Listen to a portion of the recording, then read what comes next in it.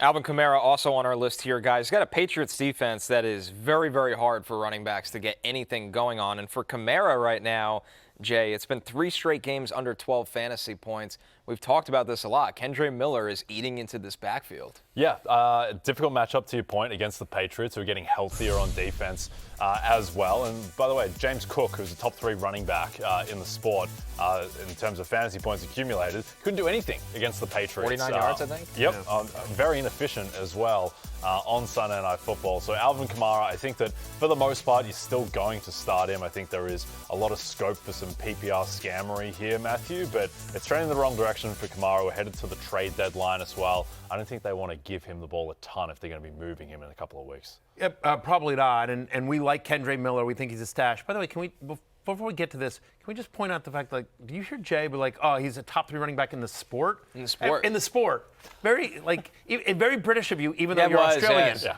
Yeah, What do you like, mean? It's a fantasy football show. What other sport are we talking about It's here? just providing context. There's a little bit of syntax at the end. There's nothing wrong with that. It's a weird one, right? I mean, it's like people say that. Right. Joe Buck will say that. It's an Australian/British thing. I don't know if that's in the Joe Buck. Yeah, maybe not Joe Buck. Joe Buck's actually a good announcer. Joe Davis? I don't think so. I think Joe Davis is pretty good too. Davis is awesome. Joe Davis nailed the judge call last night. Anyway, tangent. Yeah, So now you love him. anyway. I'm going to keep on saying So anyway, for those of you that are that's my wondering, new ringtone. is James Cook like a top 3 back in like Australian rules football? No. Jay meant specifically just in the NFL, in this sport.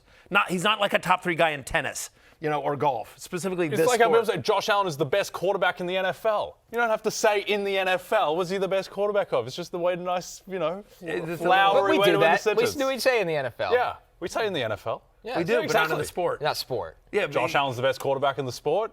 That sounds very British. Okay. Sounds very British. I did a panel yesterday with with Roger Bennett. Roger Bennett, who hosts Men in Blazers, does a great job. Sure. If you're a fan of soccer big show. or football, he does a great job. Anyway, calls really it enjoyed it. But it's hilarious because I'm like I spent an hour every day of my life with an Australian, and then I went and did an hour panel for Ad Week with Roger. He's great. No differences? A little bit. Well, he's good. The difference is that Roger's really good. He's got a command of the English language, but he would say stuff like, the sport. He had all these Britishisms. He's very charming. Well, does a really great what job. happened is What's that? Britain, they sent all their criminals to Australia, and that's how I became me, basically. Fair. That is true. We've gone down some wild roads the last 2 days. That's true. Everyone knows Australia is the land of criminals. Yes. Yeah. People actually don't realize it was Mark Brunel who made the decision to send all the criminals to Australia. That I believe. I research, Damien, look that up, but I'm almost positive.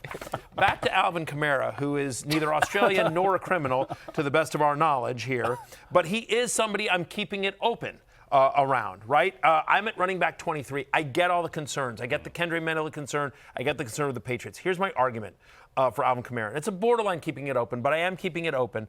Again, I have him as a high-end flex, low-end RB2. It's about the passing game usage. We saw that a little bit last week. He started to get more involved, more of the PPR scammery that we saw all last year.